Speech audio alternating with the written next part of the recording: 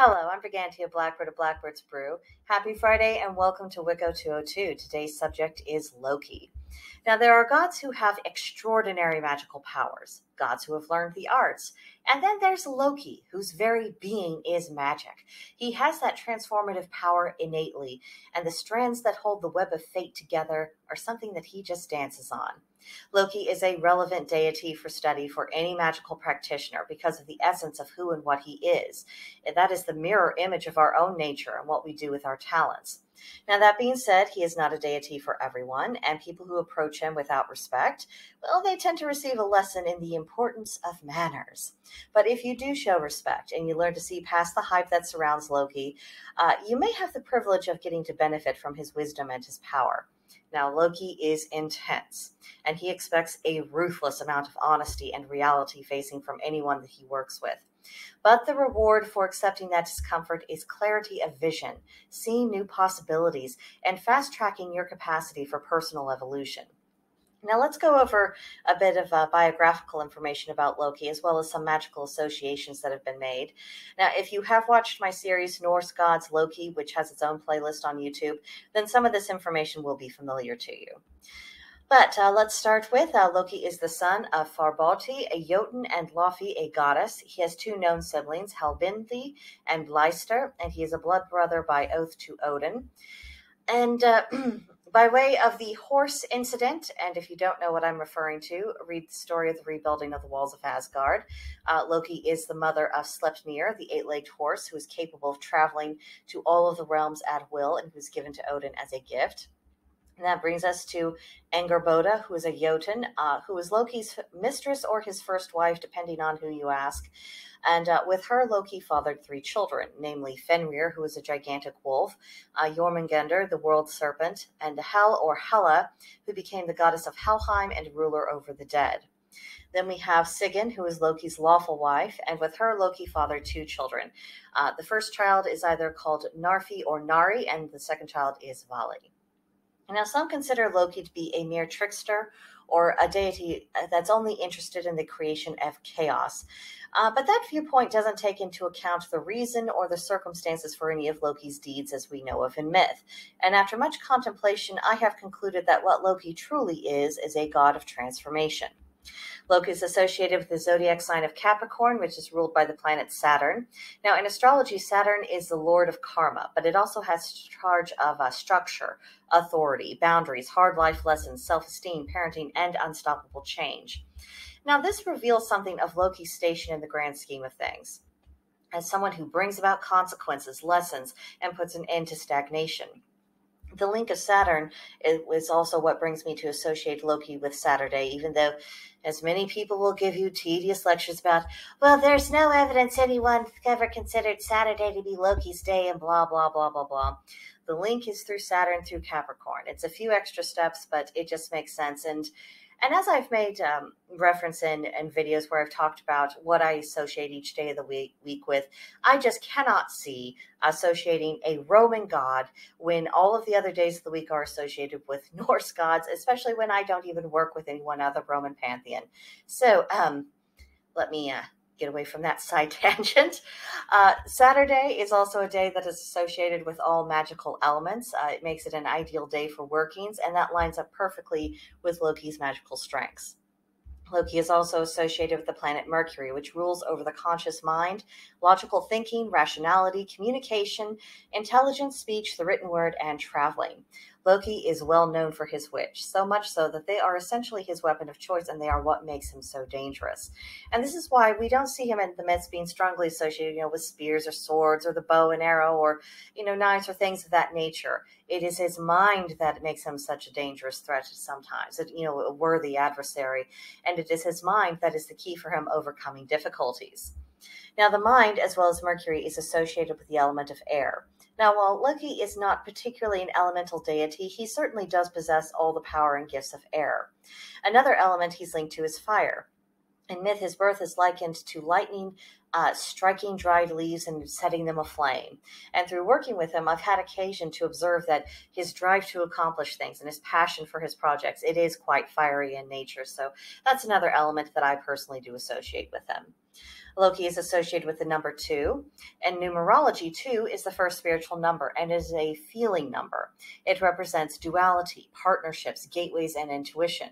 And there are many levels of duality when it comes to Loki. The first is his heritage, half Jotun, half god, likely of the Aesir tribe by right of his mother. Loki's ability to transform from male to female is another profound manifestation of duality, as well as an extraordinary magical feat that we don't often see other deities really matching that particular feat. And it is at this point that I will make note that all of Loki's transformations from male to female were in consequence a strategic necessity. It has absolutely nothing to do with gender identity or sexual preference, as some would try to persuade you to believe. And actually, it's very misleading, and I think it's very disrespectful to him when people do try to make that link in order to justify certain ideologies. Now, in all of my dealings with Loki, his energy has been decidedly, and I would say even overwhelmingly masculine. So if he is having to take on a feminine form for whatever strategic purpose, this is something that is very much in nature of a sacrifice, because it does go against the core of who and what he is. Now, when it comes to partnerships, there are 3 key examples in Loki's mythology, each illustrating a different form of balance. We have Odin and Loki. Now, each one of them possesses a great degree of order and chaos within them, although Odin does lean much more towards the order. Good grief. Ugh. And Loki leans more towards the chaos. But when their relationship is in right order and they're not antagonistic towards each other, the ebb and flow of their energies is quite healthy. It's balanced and enables chaos to be in the healthy state of being the life force, something that gives energy and animation to the order and to the structure without the chaos becoming destructive or the order becoming stifling. That's that balance between them. Then we have Loki and Angerboda. Now, it is a bit harder to see where balance really enters into the equation of their partnership, unless we consider that the children born out of their union, each of whom has their associations with death, and of course it is death that brings balance to life. The Aesir and the Vanir, by and large, they have everything to do with the ordering and the sustaining of life. Their opposite number is to be found in the Jotun in general. Now, Loki's children, Fenrir, Jormungandr, and Hel, they provide a counterbalance to that, the means by which things end in their due course, completing one cycle and beginning another. Then we have Loki and Sigrún, which in my opinion is the strongest example of duality. Loki is the unstoppable force, Sigrún is the immovable object, and together they are the seesaw of the masculine and the feminine, as well as all of elemental energies. If Loki is the air and the fire, the projective and the masculine, then Sigrún is the earth and the water, the receptive and the feminine. Associating Loki with specific runes is controversial, to say the least, and there are some who would absolutely pillory me for it, but some do link him with the rune of Ansuz, which represents the ash tree Yggdrasil, as well as ideas of authority, ancestors, advice, air, activity, and assurance. When it comes to incense, dragon's blood is by far his favorite scent in my experience, but others have reported favorable results in using pepper or yew incense. Loki is associated with following trees: the beech, the blackthorn, the elm, juniper, willow, and yew. And the garden, Loki can be associated with vines in general, but ivy in particular is a representative of his ability to adapt and to find a way through obstacles. Crystals that are linked with Loki are black agate, jet, lead, obsidian, onyx, as well as bloodstone, carnelian, and smoky quartz. Animals associated with Loki are horses because of Sleipnir, wolves, Fenrir, snakes, Jormungandr, but also with foxes, because foxes are specifically known for their wit, their cunning, and their ability to slip between both sides of the veil. Loki's powers are extensive, and one might say that his core trait is really creativity and the ability to bring something about despite obstacles in the path. His magical capacity, as well as the way his actions affect the web of fate, it gives him a unique perspective on the big picture. He's a shapeshifter, and he has a lot to teach about adaptation, and these strengths hardly scratch the surface of his capacities.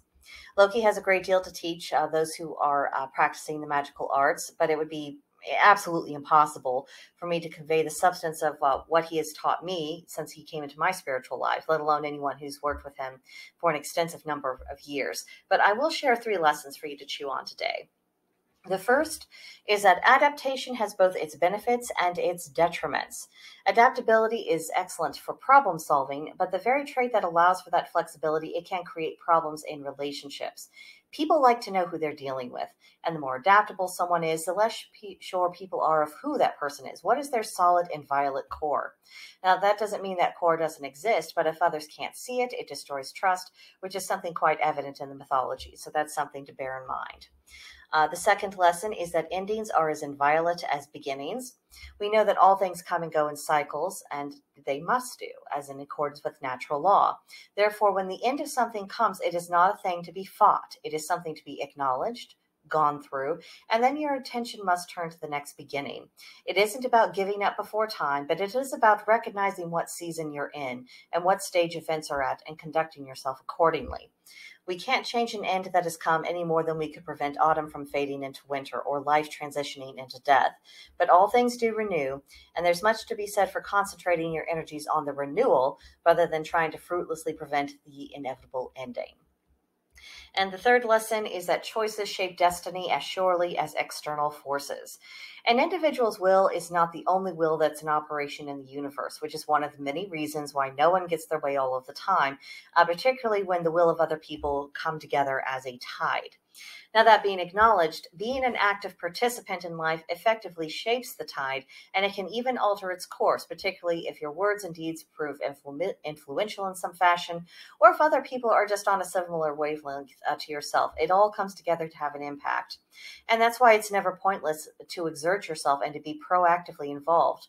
We could just surrender to the surrounding flow, become a vessel to be shifted here and there, or we could seize our agency, start making decisions, and be a shaper of fate. So lots to contemplate there. Now for our homework for March 31st through April 7th. Number 1, spend some time investigating Loki's mythology, his magical associations, and different practitioners' experiences with working with him.